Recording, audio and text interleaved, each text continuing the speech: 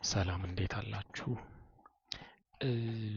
ሰሞኑን ሰሞኑን ቪዲዮ ሳይ ነበረ ዩቲዩብ ላይ እና ኢየሱስ ክርስቶስ በእርግጥ እውነት ያለ የነበረ ሰው ነው ወይስ ሰዎች በምናባቸው የፈጠሩት ነው የሚል ጥያቄ እስከ ማንሳት ድረስ የደረሰ አንድ የክህደት ነገር አየውና እውነት ማለት እንደ ታሪክ ተመራማሪ ሁነን እንደ ሳይንስ ወስደ ነው እውነት ክርስቶስ ኢየሱስ ሰው ሆኖ ነበር ወይ እዚህ ምድር ላይ ብለን የመጀመሪያ ደረጃ ማስረጃዎች፣ ሁለተኛ ደረጃ ማስረጃዎች እያለ ታሪክ የሚያጠኑ ምሁራን እንደሚያደርጉት አድርገን ይህን ጉዳይ እንየው እንኳ ብንል ፕራይመሪ ሶርስ፣ ሰከንደሪ ሶርስ እያሉ ታሪክን ያጠኑታል የታሪክ ምሁራን እና በዛም ደረጃ እንኳ ብንሄድ ክርስቲያን ያልሆኑ እንደ ሳይንስ አለ አይደለ በቃ በማስረጃ ጭምር ልታረጋግጠው በምትችለው ልክ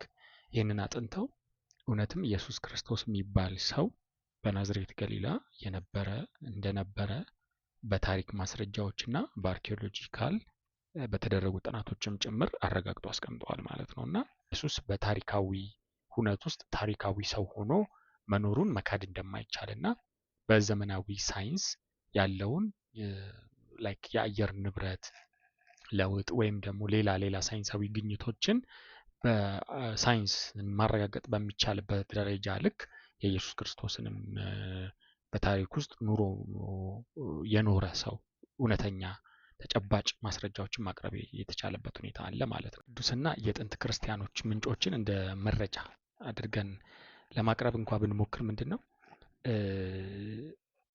በድሮ ጊዜ ታውቃላችሁ ያው ሐዋርያት በጣም በሚያሰቃይ መልኩ ክብራቸውን ባልጠበቀ መልኩ ሲሞቱለት ሲገደሉለት የነበረ የኢየሱስ ክርስቶስ ወንጌል የኢየሱስ ክርስቶስ ጉዳይ ነውና ይህ የታወቀ ነው። ምክንያቱም እነዚህ ሰዎች እስኪገደሉ ድረስ በአሰቃቂ መልኩ ቁልቁል እየተሰቀሉ ቅዱስ ጴጥሮስ በአደባባይ እንደዛ ሆኖ ሲሞት በቅዱሳን ሐዋርያትም በየሄዱበት እንዴት ሆኖ እንደሞቱ ታሪካቸው በግልጽ ተቀምጦ የተጻፈ ነገር ነውና ለሌለ ሰው ወይም ላልነበረ መሲህ ይህን ያህል ዋጋ አይከፈልም ማለት ነውና ይህ ከመጽሐፍ ቅዱስና ከጥንት ክርስቲያኖች ምንጮች አንጻር ኤቪደንስ ለማቅረብ እየሞከርኩ ነው።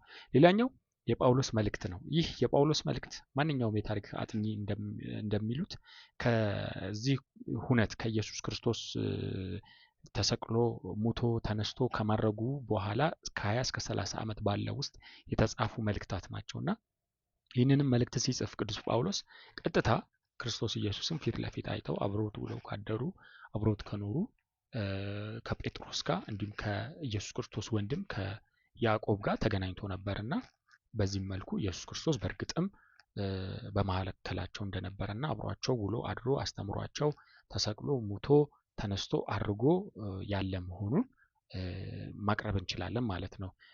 ቅዱስ ጳውሎስም በራሱ በመናገር ካለን ራሱ ኢየሱስ ክርስቶስ ተገልጦ ለምን ታሳድደኛለህ ብሎ እንዳለው ሌላው በዘመኑ ምንም ማስተባበያ አለመኖሩ ነው። ምክንያቱም በዛን ዘመን በአይሁዶች ክርስቲያኖችን ያሳድዱ ይገሉ ነበረ። አይሁዶችን ክርስቲያኖችን ሲያሳድዱ ሲገሉ ክርስትና እንዳይስፋፋ ጫና ሲያደርጉ ግን አንድም ቦታ ጋር በአይሁድ ታሪክም ሆነ በታሪክ ጸሐፊዎቻቸው ዘንድ ኢየሱስ ክርስቶስ የሚባል ሰው የለም፣ በሌለ ሰው ወይም በሌለ ፊገር ነው ይህን ያህል ነገር እየተከፈለ ያለው ብሎ ያስተባበለም በዚህ ጉዳይ ላይ እንደዚህ አይነት ክሌም ያነሳም ሰው ስለሌለ እነዚህን ከጥንታዊ የክርስቲያኖች ታሪክና ከመጽሐፍ ቅዱስ አንጻር ማስረጃ ማቅረብ እንችላለን ማለት ነው። ሌላ ክርስቲያናዊ ያልሆኑና የስኮላር ማስረጃዎችን ወይም ደግሞ የታሪክ ምሁራን ያቀረቡትን ማስረጃዎች ለማየት ያክል የታሲተስ የሮማ ታሪክ ምሁር በ115 ዓመተ ምህረት የተጻፈ ጽሑፉ ላይ ምን ብሎ አስቀምጧል? ክርስቶስ ወይም ክርስቶስ የተባለው በጴንጤናዊ በጲላጦስ እጅ በከፍተኛ በሚባለው የወንጀለኛ መቅጫቸው በስቅላት እንደተቀጣ በግልጽ ጽፎ አስቀምጦታል ማለት ነው። ሌላኛው ጆሲፈስ የተባለ የአይሁድ የታሪክ ምሁር ነው። ይህ ብዙዎቻችሁ ታሪክ ላይ የምታጠኑ ሰዎች ታውቁታላችሁ። ጆሲፈስ ምንድነው አንቲኩዊቲስ ኦፍ ዘ ጁዊሽ የሚለው መጽሐፉ ላይ ምን ብሎ አስቀምጦታል? በግልጽ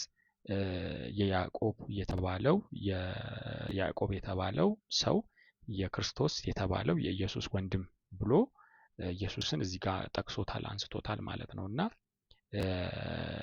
ጆሲፈስ ስለ ኢየሱስ ክርስቶስ በቀጥታ አስቀምጧል ማለት ነውና ሌላኛው ነገር ደግሞ ከጴንጤናዊ ጲላጦስ ጋር በማነጻጸር የሚነሱ ነገሮች ሊኖሩ ይችላሉና ጴንጤናዊ ጲላጦስ ማለት እሱ በነበረበት ዘመን ነው እንግዲህ ኢየሱስ ክርስቶስ ክርስቲያኖች ምናምነው ተሰቅሎ ሙቶ ከሞት ተነስቶ አድርጎ አድኖናል ብለን ምናምነውና ከዚህም ጋር በማያያዝ አርኪኦሎጂካል ማስረጃዎች ወይም ደግሞ ቁሳቁሶች አልተገኙምና ምንድነው ይሄ ነገር ብለው ብዙዎቹ በዚህ ጉዳይ ላይ መከራከሪያ ሊያነሱ ይፈልጋሉና ከዚህ ጋር በተያያዘ ዘ ፒሌት ስቶን የሚለው ወይም ደግሞ የጲላጦስ ድንጋይ የሚባለው ራሱ አርኪኦሎጂካል ኤቪደንስ ሊገኝ የቻለው በቅርብ በ1961 ነውና ምንም አንደኛ ክፍለ ዘመን አካባቢ በተደረገ ነገር አርኪኦሎጂካል ነገሮችን ማግኘት እጅግ አዳጋችና እጅግ በጣም አስቸጋሪ በመሆኑ የተነሳ ብዙም ሊገኝ ባይቻልም ግን ጲላጦስ ጴንጤናዊ ወይም የጲላጦስ ድንጋይ የሚባሉት በ1961 ላይ የተገኙ መሆኑን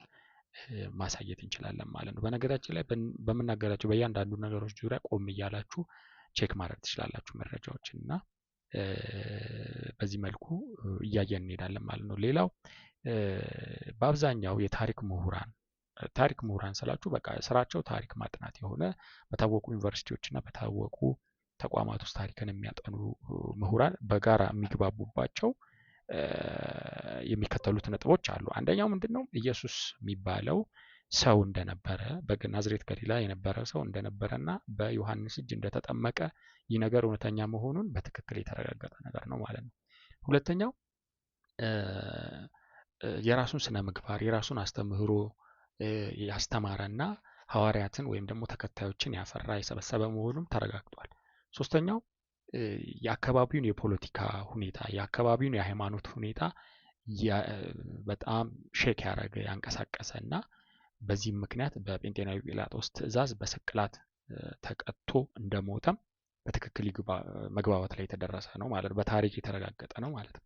አራተኛው የኢየሱስ ክርስቶስ ትምህርቶች እሱ ከሞተ ከተነሳ ካረገም በኋላ ባሉ 10 ዓመታት ውስጥ በመጻፍ በጽሁፍ መልክ ተደርጎ በቅብብሎሽ አሁን ድረስ የመጣ መሆኑ በትክክል ሚኒስትሪም ስቶሪያንስ በዚህ ዙሪያ የታሪክ አጥኚዎች የታሪክ ምሁራን በጋራ የሚስማሙበት ጉዳይ ነው ማለት ነው። ስለዚህ እኔ በሳይንስ ነው ማምነው እኔ በማስረጃ ነው ማምነው ለሚለው ወይም እንዲህ ለምትል እህት ወንድም ካሉ በትክክል ኢየሱስ ክርስቶስ የሚባል ሰው በናዝሬት ገሊላ ከተወልዶ ያደገ የነበረ ሰው መሆኑን በታሪክ ምሁራን ዘንድ የተረጋገጠ እውነትና ሀቅ መሆኑን ማስረዳትና መናገር ይቻላል ማለት ነው። አመሰግናለሁ።